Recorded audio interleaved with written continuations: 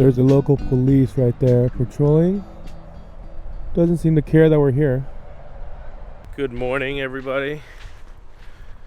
We've made it ever much closer to Gibraltar and Algeciras, which is the town where the ferry will be leaving from to go to Morocco. We've overnighted at this spot last night, right on the beach. Check that out. It's a really nice spot. We actually didn't even think about this spot until we drove by yesterday and saw a bunch of people parked up top right there on the second level, and then looked it up on Google Maps and noticed that there's a upper level and a lower level, and it is on this app, Park for Night. So we looked and saw that people's comments were saying that, yeah, you can park in the lower level too. Nobody seems to care. And a local police just drove by and did a loop, looked at us, didn't stop, and left. So it appears that it's totally fine to park here.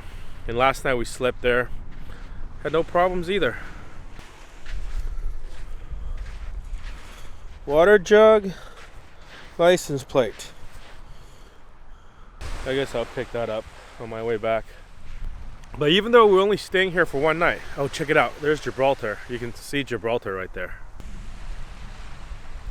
And I don't know if you can tell, but there's like a misty mountain to the left of Gibraltar. I presume that's somewhere in Morocco. So this definitely is the off season. This little bar restaurant is not open, and there's a bathroom over here, public bathroom, also all locked up. But what is cool about this public bathroom is that the plumbing for the water that it uses is on the outside, and there's a little valve that has the knob taken off, but you can just use pliers and you can turn the valve on and off to fill up your water jug. And also there's a sewer cover that you just slide over the metal manhole cover. You can empty your toilet inside. And with this much sun, we can charge over solar. As you can tell, we got our portable panel taken out. I have a few different configurations for our solar. The ones on the roof are always charging when the sun is out, obviously. But when the sun is steep like this, you can see we got long shadows. We don't get as much solar output as I would like, especially when we're not driving during the day and we're just kind of consuming.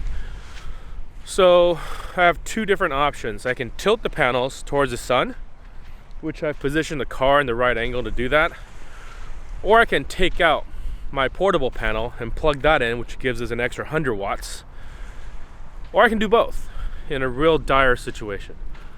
So on a day like this, when it's sunny, there's no clouds hardly, I may not have to do either, but just in case, I went ahead and took out my 100-watt portable panel, tilted it, pointed it towards the sun, and I'll move it to make sure it stays pointed to the sun throughout the day to get my maximum output. If you look at the map, you'll see that for us to be able to see Gibraltar, we're really far south in Spain, and this is called the Costa del Sol of the Mediterranean coast in Spain.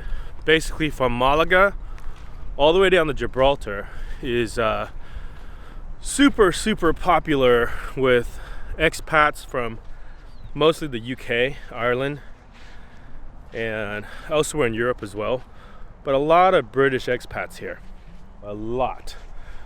In fact, so much so that along this coast it's all built up, has like a real Florida feeling. A lot of people shopping at the grocery store speak English.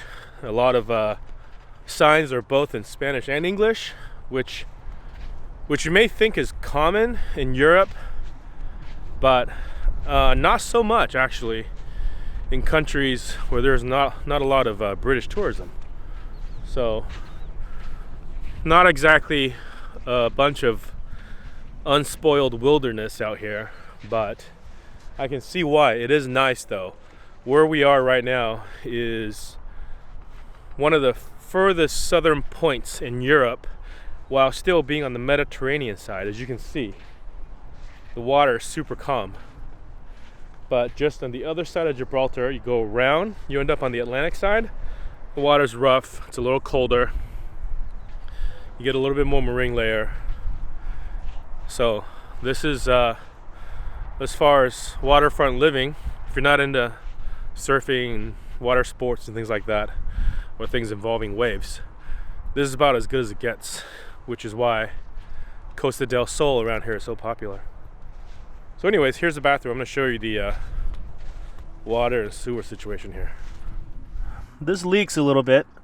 Not the best connection, but that's how you know the water's flowing. With some pliers, you can undo this and fill up your water tank. And then right over here, we have a sewer cover. So you just move this over, you can dump your toilet in there. That is exactly why we have water jugs instead of a built-in water tank for our van. And also that's exactly why we use a cassette toilet instead of having a built-in black tank in our camper. Doesn't matter where we are, we can just take it out of the van and walk it over here. Here you can actually drive your car fairly close to it because that gate's not closed or anything. But it's kind of muddy. I don't really want to drive through the mud and have mud all over the car. So before we leave here, we'll fill up and we'll empty our toilet. We'll be good to go again. Some of you might wonder whether or not the water is safe to drink. We generally just follow the rule and ask locals if they drink their water out of their faucet. Some locals can get accustomed to whatever stuff they have in their water and not get sick. So even that, you got to be a little bit more careful. So we still filter through our Brita filter. Mostly just for taste for Brita, but we do also have a one micron like back filter that we can filter, you know, semi-questionable water through. But of course there's always boiling, but that's not always practical. But we have seen people come down, fill up their water jugs and go back up, so sounds like they're doing it. And also on Park for Night, we see a lot of there's a lot of user contributions. So people have comments, people tell each other whether or not, you know, they drink the water, they empty the toilet, stuff like that. So yeah, we're pretty good.